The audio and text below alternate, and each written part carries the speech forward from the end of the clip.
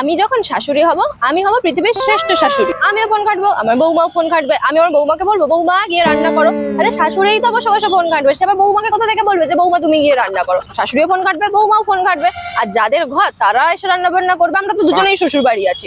আমি যখন শাশুড়ি হবো, বৌমার সাথে ঝগড়াই করবো না, কারণ এই অর্থটা তো আমি বুঝে গেছি যে দুটোই আমাদের শ্বশুর বাড়ি। এনেছে তো বিয়ে করে দুখানা ছেলে, যাদের ঘর তারা সামলাবে। আমরা বউরা কেন ঝগড়া করে চারপাশে জানাতে যাবো যে শাশুড়ি বৌমার সম্পর্ক সব সময় খারাপ হয়? সবাই এই কথাই বলে যায় যে শাশুড়ি বৌমার সম্পর্ক খারাপ। আরে কাদের জন্য হয়? ওই দুটো ছেলের সাথে ঘর করতে আসার জন্যই তো হচ্ছে। যাদের ঘর তাদের সম্পর্ক ভালো থাকছে, তাদের সাথে সবকিছু ঠিক থাকছে। আমরা শাশুড়ি বৌমা কেন ঝগড়া করবো? আমি আমার বৌমার সাথে ঝগড়াই করবো না। বৌমাকে এলেই আগে প্রথম দিন বলে দেবো, বৌমা এটা তোমার ঘর নয়, আমার ঘর নয়, তাই আমরা ঝগড়া করবো না, বন্ধু হয়ে থাকবো। আমি আমার বৌমাকে বলবো, বৌমা ভোরবেলা উঠে সংসারের সব কাজ করতে হয়, আমি তো 9টা অব্দি ঘুমাবো। বৌমাকে বলবো তুমি 10টা অব্দি ঘুমাও। তারপর দুজনে একসাথে উঠে যা রান্না বান্না হবে পরে না হয় দেখা যাবে, আগে তো ঘুমাও।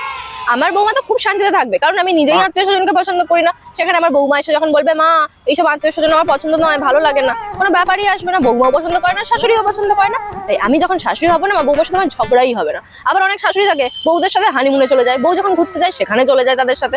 আমি তো আমার বরের ট্যাগ ধরেই যাবো, আর আমার বউকে বলে দেবো যে তুমি তোমার বরকে নিয়ে যাও, তাহলে তার কোনো গন্ডগোল অশান্তির কোনো ব্যাপারই থাকছে না। তাই আমি যখন শাশুড়ি হবো না, বিশ্বের সেরা শাশুড়ি হবো। দুজনে মিলে একসাথে বেলা অব্দি ঘুমাবো, সারাদিন ফোন ঘাঁটবো, রান্না বান্না হোম ডেলিভারি করে নেবো। অত কষ্ট করে রান্না বান্নার দরকার কি? তাই আমার সাথে আমার বৌমার কোনোদিন ঝগড়াই হবে না।